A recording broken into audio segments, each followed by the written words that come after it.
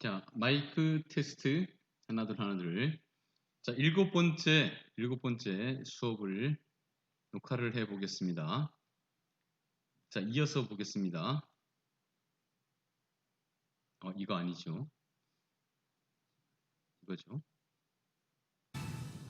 전쟁을 알지 못하면 역사도 알 수 없다. 예. 이야기로 만나는 토크멘터리 전쟁사. 다시 1차 세계대전의 포화 속으로 돌아오고 있습니다. 사실 돌아오기 싫었어요. 무서워서. 다시는 이런 참혹한 전쟁을 되풀이하지 않기 위해서라도 전범이나 독재자에 대해서도 꼭 한번 좀 짚어봐야 할 것 같은데요. 제1차 세계대전의 전범 하면은 어떤 인물이 좀 있을까요? 가장 떠오르는 분 누가 있을까요? 전범은 각국의 전쟁 주의부들이 전부 다 전범이라고 저는 생각을 하는데 그래도 빠질 수 없는 인물이 이제 빌헬름 2세죠.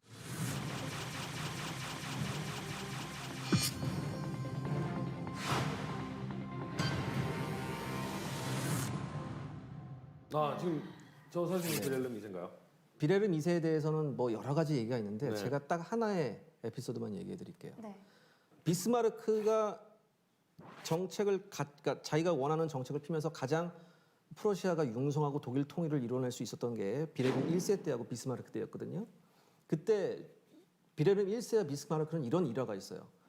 둘의 의견이 다르단 말이에요. 그럼 비스마르크는 이 양반은 의외로 눈물을 잘 흘렸어요. 울면서 저 재상 안 할래요. 딱 그랬다. 그럼 빌헬름 1세가 가지 마! 이래요. 그러면서 야, 너 만약에 네가 재상을 안 하면 나도 황제 안 할 거야. 그럼 이제 둘이 또 얼싸갖고 뭐 하자는 거야? 둘이 또 얼싸갖고 우리가 또 언제 그런 사이야. 그래. 네가 원하는 대로 해줄게. 이런 예, 이쪽이 황제가 있고 이쪽이 그 정책을 나라를 직접 일을 하는 사람이었어요. 근데 서로 사람이니까 뜻이 안 맞을 때가 있는데 이렇게 저렇게 화해도 하고 하면서 독일을 강하게 만들었다. 빌헬름 1세가 비스마르크랑 사이였단 말이에요. 근데 이제 빌헬름 2세가 황제가 됐단 말이에요. 근데 또 비스마르크하고 의견 충돌이 있었어요. 근데 비스마르크 똑같은 방법을 써봐요. 울면서 나 재상 안 해. 이때 빌헬름 2세가 이래요. 그럼 그렇던가. 내가 연금은 챙겨드릴게. 이러고 말하고. 이런 성정의 사람이었어요. 그래서 아주 그 품위 유지하는 걸 대단히 즐겼었고요. 지금 딱 사진을 봐도요. 관상학적으로만 봐도 날카롭잖아요. 독선적이고. 저 수염이 유명한 수염이죠. 카이저 수염. 올라가는. 그러니까 저게 지금 이제 나는 이제 올라갈 거야. 뭐 이런 어떤 그 자신의 어떤 꿈에 대한 목표를 지금 생각하는 것 같은데 좋습니다. 토크멘터리 전쟁사에서 주목할 만한 인물 빌헬름 2세. 그는 누구인가? 인물 탐구 한번 들어가 보도록 하겠습니다. 좋습니다. 자, 빌헬름 1세와 비스마르크는 이 독일을 이렇게 그 옆에 있는 나라들이 통일을 못하게 하는 거를 통일을 해서 발전시키는 그걸 같이 했죠. 빌헬름 2세는 별로 고생을 안 한 그런 사람이라서 그냥 왜 시킨 대로 안 해? 막 이런 식의 사람이 됐다. 그런 말인 것 같아요. 자, 봐봐요. 19의 나이에 프로이센의 왕이자 독일 제국의 황제에 오른 남자.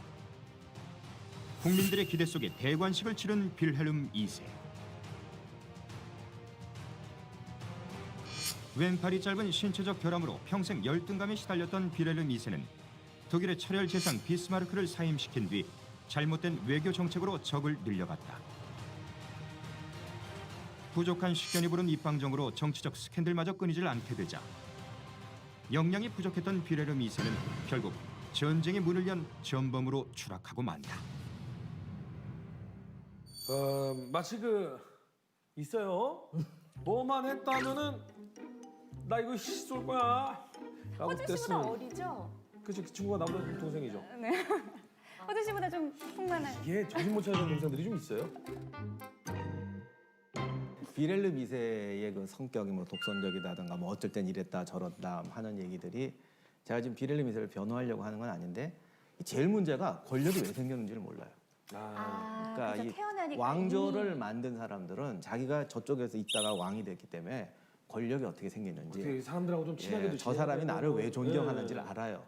권력의 근데 속성을 궁전에서 자란 애는 당연히 네가 기는 거 아니야? 그치, 그치. 그냥 원래 나 태어났을 때부터 나한테 인사했잖아 너. 그렇죠. 예, 그런 식으로 가게 되니까 상대방을 그러니까 자기 중심적이라는 말이 왜냐면 상대방을 이해하려는 노력이 부족해요. 아. 그러니까 전략 자꾸 판단에 실수를 하는 거예요.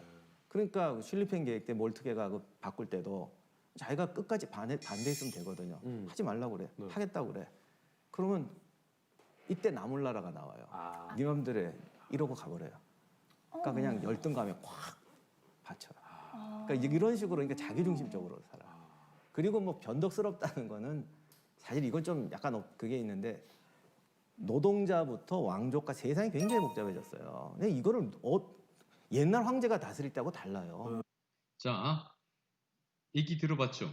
그러니까 이렇게 흩어져 있던 나라들을 모아서 하나의 독일 제국을 만들고 그런 과정에서 이렇게 야 이렇게 너도 우리 편으로 와 이렇게 설득을 하고 빌헬름 1세는 이렇게 예 제가 황제로 모시겠습니다. 그러면 그래 고맙다. 뭐 이렇게 뭔가 할 수밖에 없죠.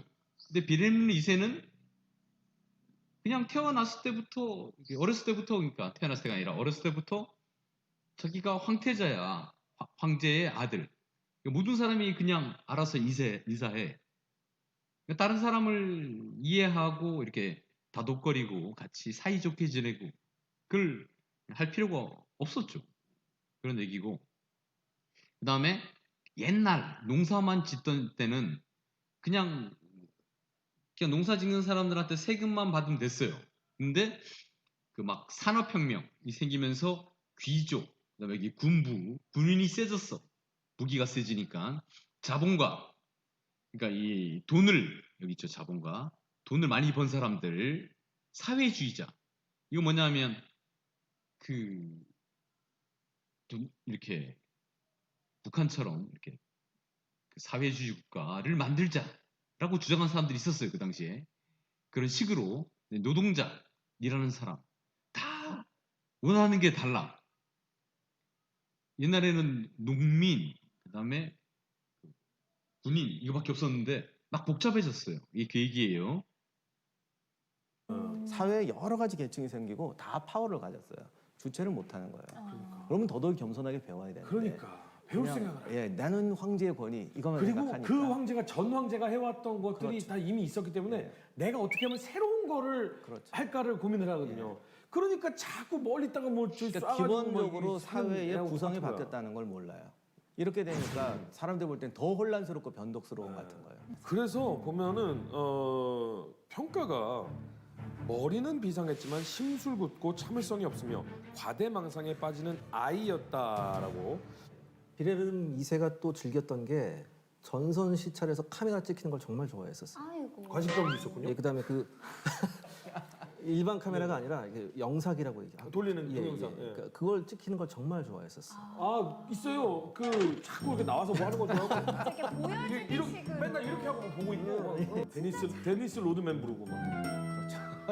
말씀하신 그러니까- 대로 진짜 자기중심적이다라고 느껴지는 게 제1차 세계대전을 시작하는 그 선전포고를 앞둔 일촉즉발의 상황에서도 휴가를 가고 있어요. 연락이 안 되고 휴가를 가고 너무 자기 멋대로인 거 아닌가요? 멋있어 보이죠. 아니 근데 사실 그때 당시는요 유럽이라는 곳이 참 재밌는 게 막 적인 것 같지만 알고 보면 다 친인 척이었잖아요. 알고 보면 다 친인 척. 이거 족보가 이상해 그쪽은. 그래서 뭐 누구 동생이 어디 가서 왕하고 누가 뭐 하고 분명히 쟤랑은 몇 촌 안쪽에 있는 걸로 아는데 결혼하고 많잖아요. 야, 이거 복잡합니다. 그러니까 빌헬름 2세는 그거를 오히려 에이 설마 저기 뭐 사촌 누나가 나 치겠어? 뭐 이런 좀 생각도 했다는데. 당시에 그거 네. 한번 그 가계도라고 할까요? 한번 정리해드리면 네. 네. 빌헬름 2세는 영국 비토리아 여왕의 외손자. 그러니까. 그다음에 영국 국왕 조지 5세는 그 사촌이었고요.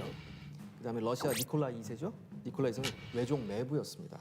내용 있죠. 그래서 한마디로 영국하고 러시아 두 왕은 서로 이제 이종사촌간이었죠. 이렇게 막 승전국과 패전국이 막 복잡한 혈연 관계로 막 연결이 돼 있습니다. 결국 이렇게 세상의 흐름도 모르고 독재적으로 나가다 보면은 국민들의 원성을 사는 게 당연하지 않을까요? 그러니까 상황이 복잡해지고 어려워질수록 잘못된 결정을 내리게 되죠. 네. 평소에 잘 될 때는 그러니까 잘 나갈 때는 문제가 없어요. 뭐 나름대로 폼도 잡고 멋있어 보일 수도 있는데 그리고 이 복잡한 관계를 자기 용량을 초과해 버리면 계속 잘못돼 특히 장기적인 결정을 잘못 내리게 돼요. 특히 해군력 지원한 건 결정적인 실수였는데 당시에 독일군이 육군보다 해군력 지원에 더 많은 군비를 투입했어요. 그런데 그 해군은 터칠이 막아놓은 해상 봉쇄령 때문에 1차 대전 때 거의 활약을 못해요. 그럼요. 길을 못 피죠. 그래서 오히려 육군은 죽어 나갔는데 외할머니가 도와줄까 이런 생각을 해서 그런가요? 그걸 모르겠어요. 그거. 패전의 기미가 짙게 내려앉은 1918년. 전쟁에 지친 독일의 군인과 국민들은 차례차례 반기를 들었고 결국 비렐름 2세의 퇴위를 전제로 연합군의 백기를 든다. 자, 여기 보면 1차 세계대전이 프랑스랑 영국군이 이기긴 했는데 봐봐요, 여기 1918년 11월 독일 혁명. 이게 사람들이 막 계속 죽어나가니까 전쟁에 지친 국민들이 야, 비렐름 2세 너 나가 이렇게 된 거예요. 패전 처리 과정에서 가장 먼저 전범으로 지목된 비렐름 2세.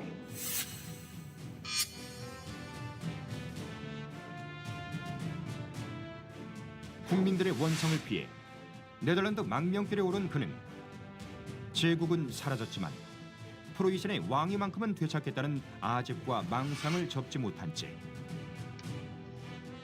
죽어서도 고국으로 돌아오지 못한 영원한 망명자로 남았다. 이 얘기를 통틀어서 들어보니까 뭐 아까도 좀 살짝 언급을 했지만 가까이에는 북한이 좀 연상이 되는 게 어쩔 수가 없는 것 같은데 결국 1인자 자리에서 평화를 좀 지키려는 노력을 게을리하게 되면은 결국 국민들로부터는 외면을 받는다라는 이 진리를 좀 하나 터득하게 되네요. 우리나라의 국방은 우리가 안 지키면 큰일 납니다. 남이 대신해 주는 거 아니에요. 우리가 지켜야 되는데 이거 아니라게 했다가는 아빠한테 물려받은 거를 또 그 아빠한테 물려받은 할아버지로부터 물려받은 정말 말도 안 되는 떼쟁이한테 데니스 로드맨이라고 놀고 있는 그 떼쟁이한테 우리나라가 정말로 큰 위협을 당할 수도 있는 거예요. 우리나라 자주국방은 우리가 지켜야 됩니다. 네. 저희 도큐멘터리 전쟁사를 통해서 여러분들이 조금이나마 우리 새로운 어떤 이 지식들을 알아가면서 자주국방에 좀 힘을 좀 다시 한번 생각해봤으면 좋겠다라는 생각이 좀 듭니다. 그냥 자존심 자, 다음 이야기를 조금만 보죠. 싸움이에요. 적이 아. 뺏은 땅을 놔둘 수 없다. 1차 대개 대전이 이제 전략을 상실하고 살인극으로 바뀌는 거의 뭐 한 세대가 없어져 버리죠. 완전히 없어요. 네. 프랑스만 해도 1,200만이 넘어가요. 1,200만 명이요? 12살 딸까지 나와요. 사실 이 전쟁의 터닝 포인트는 미국의 참전이었습니다. 모든 전쟁을 끝나기 위한 전쟁을 우리가 시작해야 된다. 캐도 미네랄이 떨어지지 않는 나라가 미국이었던 거잖아요. 포탄 생산량이 뭐 10배 이상 뛰는 거죠. 그렇죠. 쇼미단만이. 시험미단만이 치트키를 사용한 거죠. 예. 1차 대전 때를 끔찍하게 만든 또 결정적인 독가세였거든요. 독가스다! 장군님 어떡할까요? 숨 참어. 맞습니다. 맞아요. 그렇겠죠. 진짜요? 그거는 숫자로 보니까 이제 사람들이 전투관들이 그런 거야. 정말 이게 무슨 짓이에요?